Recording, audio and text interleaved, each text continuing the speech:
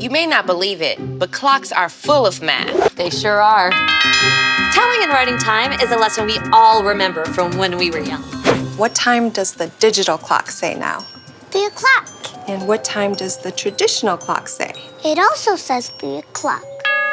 And what does that mean? School's out. Yay! How long do you think it takes to brush your teeth? A good amount of time to brush your teeth is 2 minutes.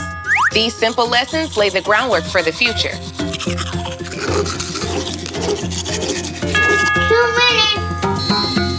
The earlier you connect positive feelings and fun to math, the more likely your kid is to excel. Ready? Go! Done. Now come back and let's see how long it took. 8 seconds. That was a really great lesson. Hands down, the best one yet. I think things are really going to improve on our watch. I think it's time for us to go. Aww.